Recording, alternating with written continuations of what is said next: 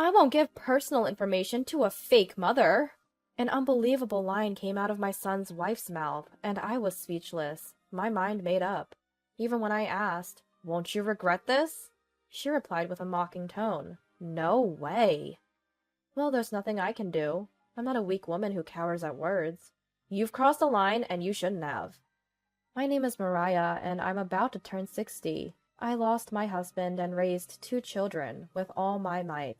Fortunately, I've loved Japanese culture since I was young, and that led me to pursue the path of calligraphy. I became a licensed instructor in Japan and was able to support my family with my beloved calligraphy work.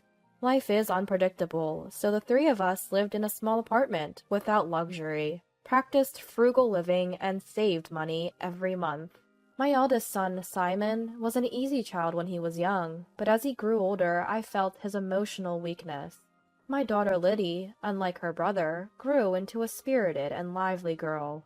My hard-working daughter earned her tuition through part-time work, without relying on me, graduated from college, got a job at her first-choice company, and is working enthusiastically. Simon was indecisive, and at 35, he still hadn't found a partner. I was worried, but being single for life is not uncommon these days, so I was careful not to pressure him about marriage. There are countless people who marry and become unhappy, so marriage does not necessarily equal happiness. Then Simon brought his girlfriend home. My daughter and I were curious about what kind of girl she was, but we were taken aback because she was so different from what we had imagined. Of course, we shouldn't judge people by their appearance, but she seemed to weigh more than the 132-pound slender Simon. But before Simon could introduce her, Gloriana said, "He kept saying he wanted me to meet his mom, so here I am today. Nice to meet you." Normally, one would be nervous in front of a partner's parents, but Gloriana was calm. Also, it's common sense to call him Simon in front of his parents, even if you usually call him this guy. Am I just old-fashioned? When I served tea and cake, Gloriana ate the strawberry shortcake in 2 seconds, chugged the tea, and said, "More please." After some chit-chat, my daughter asked, "Gloriana, what do you do for a living?" "Call me sister." That's a bit... My daughter probably didn't want to call her sister, and I felt the same way. Is Simon planning to marry this woman? Work? I'm not working now. I had an annoying senior who nagged me, so I choked him from behind, and I got fired. A red card is too harsh, don't you think? I was astonished, but I needed to teach her common sense as a working adult. Times have changed, and there are laws that prevent easy dismissal, but violence in the workplace can be grounds for immediate termination. Then Gloriana glared at Simon with a smile and slapped his shoulder. "Hey, your mom took the side of my senior. You're just going to stay silent in her pinch?" My son looked troubled and said nothing. I was worried about the future. After that, Gloriana often came to our house to hang out. She would casually open our fridge and eat ice cream, drink cola, and munch on the table snacks. My daughter and I were dumbfounded, but we hesitated to complain, fearing it would come back to us 100-fold. Eventually, my son moved out and started living on his own. Was it Gloriana who told him to live alone? Certainly for her, living alone would make it easier to meet than living with his family. One day, as I placed a sheet of paper on the table and picked up my brush, my daughter asked, "What's this month's quote?" I used to write an inspiring quote every month and hang it on the wall. I wrote all at once. Be gentle as a spring breeze with people, and like a lion king against evil. Gloriana peeked in and exclaimed, "No way, that's incredibly good! You could be a pro, Mom!" My daughter quickly glared at Gloriana with a scowl. She is a pro. "Are you like a Japanese teacher or something?" "She's a calligrapher. You know, calligraphy. She's an instructor." "I know that much. It's calligraphy, right?" I was pleased with my daughter's desire to show off that her mother was an important person, but Gloriana didn't seem to listen much. I was forced to do it a bit in elementary school for cultural exchange, but I hated it. The teachers were so picky about the strokes. I wanted to throw ink on their heads. "Gloriana's handwriting is bad, so you should learn from Mom." I think my son meant it casually, but at that moment, Gloriana glared at him with devilish, scary eyes and scolded him in a low voice. "If you say something stupid again, a dropkick won't be enough." "Don't get so mad." Gloriana laughed loudly, looking at the ceiling while watching TV. To put it nicely, she was powerful and hardy. To put it badly, she lacked grace. No, she was unreasonable, rude, rough, and crude, and I couldn't see her as the suitable wife for my son. I wanted to throw ink on her head. Gloriana was also overly familiar with my daughter Liddy. Liddy, you're so thin. Are you eating properly? Gloriana, have you ever thought about dieting? I was taken aback, but Gloriana continued the conversation with a smile. How old is Liddy? I'm 28. I'm 30. If you talk back to me like that, even though you're younger, I'll put you in a bulldogging headlock. Bulldog? Yeah, people often say I look like a bulldog. Are you picking a fight? She might have meant it as humor, but neither my daughter nor I found it funny. One day, I called Simon home alone, and the three of us had a serious talk. Brother, I'll be clear. I'm against your marriage to Gloriana. If that's what this is about, I'm leaving. This is important. I thought I could trust anyone Simon or Liddy brought home, but Gloriana is beyond unreasonable. That's not true. She has her good points. Brother, you can't say anything to Gloriana, can you? It's pathetic. I had intended to choose my words carefully, but Liddy was straightforward. If your girlfriend is rude to Mom, you should warn her, normally. You have to tell her to shut up if she complains. You don't know Gloriana, so you can say that. If I tell her to shut up, I'll be in the hospital in 2 seconds. I believe that a couple where the woman is stronger than the man is ideal, but Gloriana's strength is excessive. Marriage is not just a matter between two people. Both families become relatives. I had planned to treat Simon's wife like my own child, but honestly, I have 0% confidence in getting along with Gloriana. A heavy silence lingered until Simon suddenly stood up. What's this? Everyone's bad-mouthing Gloriana! Everyone? Does that mean your friends are against her too? Yeah, they're all terrible, saying things like, that's not right, and just practice with her. I couldn't help but think that his friends were right. A marriage blessed by many, including family and friends, is desirable. I wanted my son to reconsider, but he kept defending Gloriana. You don't even try to see her good side, just badmouth her. I'm fed up. We're not bad-mouthing her. Her parents are kind. They even welcome me warmly whenever I visit, treat me to expensive steaks, and even took me to a 3-star Michelin restaurant. Is that what you mean by kindness, brother? I was as astonished as Liddy, but my son ranted on. Compared to her house, being at home is painful. If all we can do is have depressing conversations like this, I won't come anymore. It seemed that Simon couldn't keep a secret from Gloriana, and he had told her that my daughter and I were against the marriage. Gloriana came storming into the house with my son. I never dreamed that both mother and daughter would be bad-mouthing me. We're not bad-mouthing you. You're not the ones getting married, so stop interfering. Her tone became rough, and I thought this must be her true nature. Gloriana started to pick on Simon, too. It's your fault for not speaking up properly. When Gloriana needed my child's body, I finally yelled, Stop it! People change when they meet someone of the opposite sex, sometimes for the better, sometimes for the worse. Did I make a mistake in raising my son? I don't remember spoiling him. The teenage and 20s are times to train the mind and body, so I didn't indulge him. If you grow up without knowing hardship when you're young and remain weak-hearted, you'll complain, even in a privileged environment. A strong-hearted person can thrive even when adversity is a daily occurrence.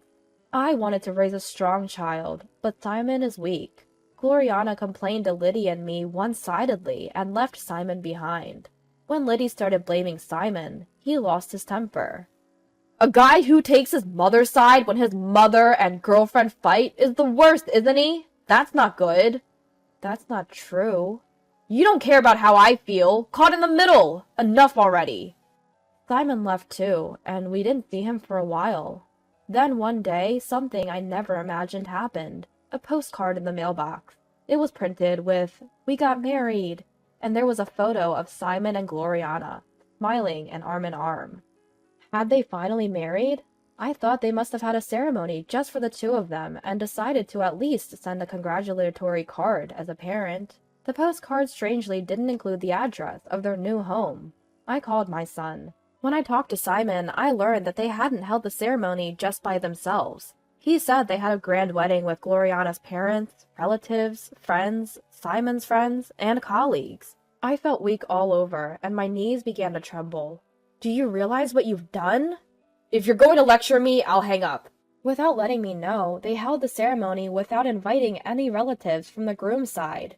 Images of my relatives flashed before me, and I felt sad.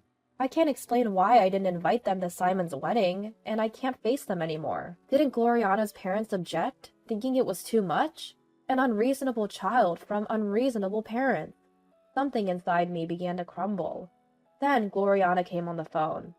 Put your hands on your chest and think hard about why you weren't invited to the wedding. But I'll take the card. I want to bring wedding and moving gifts to your new home, so please tell me the address. I won't give personal information to a fake mother. An unbelievable line came from my son's wife's mouth, and I was speechless, my mind made up. Even when I asked, "Are you sure you won't regret this?" she replied with a mocking voice, "No way." Well then, it can't be helped. I'm not a weak woman who will cower at being spoken to like this. Put my son on. If you're going to lecture, forget it. Put my son on now! When I yelled loudly, Gloriana yelled back. Don't act tough on the phone. If you yell again, I'll headbutt you. Hello? I have something important to talk about, so come home. If it's depressing, I don't want to hear it. I have to give you the congratulatory card. A card? Hearing about the congratulatory card, my son said, I'll come. And I felt even more pitiful. Since Simon might get angry and leave if he had to face Liddy's rapid-fire words, I talked to him alone. I wanted Simon and Liddy to become strong-minded people, so I didn't indulge them or allow selfishness during their teenage and 20s. Enough with the old stories. Where's the gift? Since your father worked hard, I was able to save most of the money I earned from calligraphy. Simon's eyes sparkled as the conversation turned to money. I lived frugally and saved money, planning to surprise you with a large sum when you got married. Simon's smile grew, and he leaned forward. I saved $100,000 for you. My son's eyes widened in surprise, and he shouted with joy. $100,000? But you did something unthinkable by holding a wedding without telling your real mother. What? In my common sense, that's something that should never happen. So, you're no longer my son. You're a stranger. It would be rude to give a stranger such a large gift, so I decline. My son stood frozen with his mouth open for a few seconds, then burst into tears and ranted. What are you talking about, stranger? Give me the $100,000! My only child is my daughter Liddy. Please leave. Wait, Gloriana said she didn't want to invite you. That's why you should only care about your new family. My firm attitude and cold voice left Simon flustered. The conversation is over. Please leave. Stop talking like that. Are you saying you're cutting ties between parent and child? Holding a wedding without telling me means you've already cut those ties, doesn't it? No. No, no! No matter what my husband said, I wouldn't forgive him. It's always been like this. Liddy, Liddy, Liddy. You always favor her. I only have one child, so what do you mean by favoritism? Simon ran out of the house, crying and screaming. As planned, I moved from the apartment to a newly built house and lived comfortably with Liddy. Without meeting Gloriana, there was no stress. However, one day when I returned from shopping, Simon was in front of the house. I was surprised, moving to such a fine house. It looks sturdy and earthquake-resistant. Did you follow me? Please stop with the formal language. Give me the $100,000. It's not fair to favor only your sister. I have nothing to say to a stranger like you. Please leave. Then Liddy came home. Brother, you brought this on yourself. Reflect on it a little. Not that I'll forgive you, even if you do. You plan to take $200,000, including my share? You're 35 and still expecting money from your parents? Don't you get it? Liddy's words were harsh. I intervened, fearing Simon might get angry. You chose this path. You chose your wife over your mother and sister. Holding a wedding in silence means just that. As Simon hung his head, unable to argue, a taxi pulled up, and Gloriana got out, shouting, "I wasn't invited, but I came. I thought you were being manipulated by your toxic mother and sister." Gloriana ranted at Lydia and me like a machine gun. "Moving without telling your family? That's unbelievable." Family? I looked back, then at Gloriana and Simon again. Who's talking about whose family? "Oh, you're going that way, turning around dramatically to say you're talking to the wall, not me. You've watched too many movies, but I don't mind that kind of timing." "You said it. You called me a fake mother, so I have no intention of giving wedding or moving gifts to a fake son and a fake daughter." "Nitpicking, huh? If you nitpick, I'll counter with a neck chop before a dragon screw. You won't catch me with wordplay." I couldn't hold back and yelled, "Speak seriously when talking about important matters." "I warned you about yelling, or are you less intelligent than a crow?" "I'll call the police." Hearing the word police, Gloriana seemed a bit frightened, but didn't give up. "Anyway, we'll take the $100,000. With that, Simon and Gloriana left. I was disappointed by their desire for the $100,000, not because they wanted to keep family ties. It's a common plot in dramas, where the mother eventually gives in to emotion and hands over the money to her son. But that would never be for my son's benefit.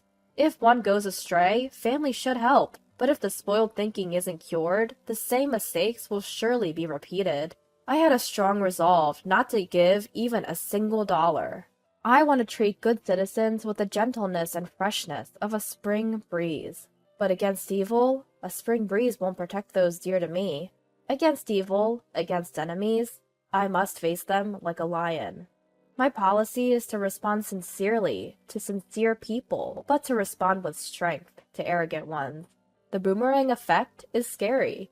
Given her attitude, Gloriana may have hurt many people in her life. Gloriana's parents seem to be on the brink of divorce. My son informed me, but it's none of our business.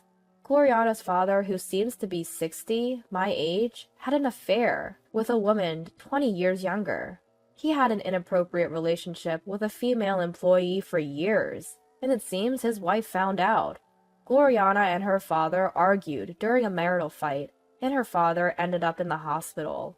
I was surprised that Simon's previous words were not a metaphor. She really did hit him. One night, Simon came crying. "What do you need?" "I apologize for everything so far. Please help me." "Help with what?" Despite it being night, Simon raised his voice. "Family helps each other when in trouble, right?" "Your voice is loud. It's a nuisance to the neighbors." Sure enough, a neighbor was looking out the window, so I reluctantly let Simon in. "Gloriana and my father were arguing, and when my father slapped Gloriana, she unbelievably countered with a German suplex." "German?" "You wouldn't think Gloriana could do such a vivid bridge with that body, normally." Liddy slammed the table with a bang, angry. "Speak seriously when you're asking for something serious." "I'm not joking, I'm just flustered." I don't know much about wrestling, so I don't know what a German suplex is, but I understood that Simon was confused. "My father hit the back of his head and is now hospitalized. He's lying about falling down the stairs, but the doctor is suspicious. You have to tell the doctor this is an assault case." "Please stop!" After holding his head in his hands, my son spoke softly. "If my father can't work, our finances will be tight. Neither my mother nor Gloriana work, and my meager salary can't support us." "Then you must get Gloriana to work, quickly, though I worry if any company would hire her." Even with the sarcasm towards Gloriana, Simon didn't get angry, but bowed his head. "Mom, I don't need $100,000. Just give me $10,000, please." "It's impossible." When I answered without hesitation, Simon said, "Understood. I'll bring Gloriana, and she'll apologize." "That won't happen." "I'll make her apologize." If my son could make Gloriana apologize, I thought I might reconsider, my parental feelings getting the better of me. The next day, Simon really brought Gloriana. Gloriana, probably acting, looked solemn, bowed her head. "Please forgive my rudeness until now." "Lies! Did you think you were being rude?" For a moment, Gloriana glared at Liddy, but quickly hung her head. "Please, help our family. I beg you." I refuse. I answered immediately, and Simon's face turned pale. Mom! As Gloriana tried to kneel, I spoke first. It's useless to grovel on the floor. Ignoring Gloriana's trembling humiliation, I said, when dealing with someone who's lived for 60 years, it's important not to underestimate them without knowing what hardships they've been through. Gloriana looked up at me. Did I look like just a gentle calligraphy teacher to you? Even if you claim to be a mafia woman, I won't be intimidated. Gloriana! I smiled wryly. A mafia woman? What a lack of imagination. It's not about that. I'm a patient person, but once I decide not to forgive, I can be utterly cold-hearted. Understand? Isn't family supposed to help each other in times of trouble? Liddy shook her head in disbelief. Gloriana, you crossed the line you shouldn't have. Please leave. Realizing she wouldn't be forgiven, Gloriana lashed out at Simon. It's your fault for having zero persuasiveness and credibility. It's your fault for not being patient. You promised to endure whatever was said. Take it outside. You're unbearable. Cold-hearted sister. You should have given her a pile driver on the concrete, not on the carpet. Feeling threatened, Simon ran out of the house, and Gloriana chased after him. I didn't stop them. I heard my son's screams from outside, but I ignored them. Simon apparently divorced Gloriana, and Gloriana's parents also divorced. Truly a family torn apart. My heart ached. If I laughed at others' tragedies, I wouldn't escape the boomerang effect either. My son came to the house again, but I spoke to him at the entrance and didn't let him in. This is hard to say, but can I live here with you? It's impossible. Simon hung his head at my immediate response. Indulging him now would be meaningless. After that, I heard nothing from Simon. Days like a storm continued, but now both Liddy and I enjoy clear skies every day. One day, Liddy said she would bring her current boyfriend over, and I felt a pang of anxiety. If her boyfriend turned out to be another rude and unreasonable man, I would feel it was fate. However, the young man my daughter brought was sensible and decent.